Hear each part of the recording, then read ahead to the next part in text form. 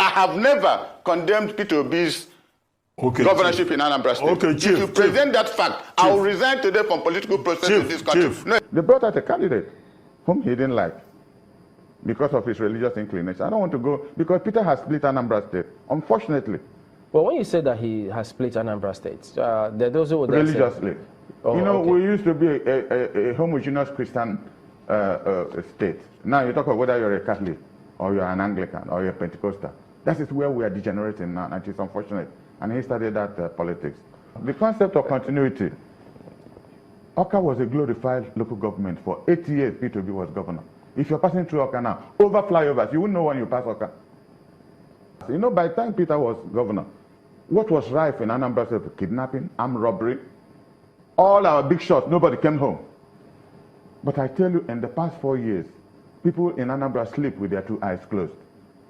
For 75 billion naira in the account. Well, so you know, there have been a dispute about the economy, because at the end of the day, it was 9 billion that Peter Obi left. It's not true.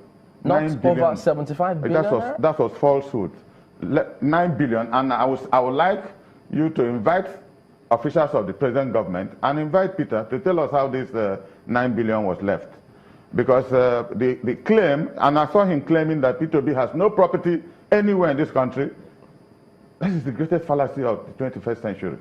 Peter owns a company called Next International. He's probably the biggest property owner in this country. I don't talk of the big shopping mall in Abuja. His younger brother controls everything he did. Is there anyone in Anambra? Oh yes, there's ShopRite he has at Onitsha. Everything about ShopRite is Peter Obi. He annexed a land in my town through an offshore company, and he's building something there. Which is surprising, because you guys were in the same party. His supporters say you seem determined to want to bury him under a landslide of vitriol. And so when he therefore declared, without even common telephone call to people who have been very close to him, we felt he just, this is not, it wasn't running for local government chairmanship. You're talking of the President of the Federal Republic of Nigeria, and to all intents and purposes, even if you're going to be president of Nigeria of ethnic Igbo extraction, there has to be seen, you know, some level of appreciation from your people where you're coming from. So that's your grouse. That was my grouse. He moves from Abga. Right. Promised Ojukwu. The concept of making him governor for 8 years was that Chief Ojukwu saw that Igbos had problem in this country. And he said, can we do what Yorubas did for a very long time under Awolowo? Let's put our place in one, piece, and use our 5 governors to develop our place. That was the mandate given to him, and he promised Ojukwu that he would do just that. No sooner did Ojukwu die, that he ran from Abga into PDP. Under 6 months, he managed to put himself as vice presidential candidate of PDP, and because of that singular act of not consulting his brother governors, they had only 3.something million votes, and that was why Atiku failed. And he came out again and started organizing. As the PDP national primary was approaching, he left again without consulting anybody into Labour Party. So after looking at me, I've been state chairman of 2 national parties in Anambra. I was chairman of NRC at the June 12th election, and chairman of PDP when Ngige was governor. With due humility, all we needed from him, not just me, thousands of people, all we needed to call people to a meeting. Gentlemen, this is why I am leaving. So we now run from Abga to PDP, PDP to Labour. Who knows where again we're going tomorrow? That is not leadership. Right. Hello, everyone. So let me do a disclaimer. I don't know this person, this Pale gentleman. I don't know him. I don't think I've ever seen him. So, it's not that he's not known, because for me, I have a peculiarity. Honestly, I don't know a lot of people. I always tell people, like, before 2014, I didn't bother about Nigeria. I know they watch TV. I know they read newspaper. Thank God I read books. Otherwise I would have been very ignorant. So I really don't know anything about people in Nigeria. So when I say I don't know somebody, it's not that the person is not familiar. It's just for me, I'm the one who doesn't. So I don't have anything to say, oh, I'm coming from an angle, or I have anything to add. This one for me is just amebo, pure amebo. That's just what I'm. Afẹ́fẹ́kúfẹ́, pure amebo. Because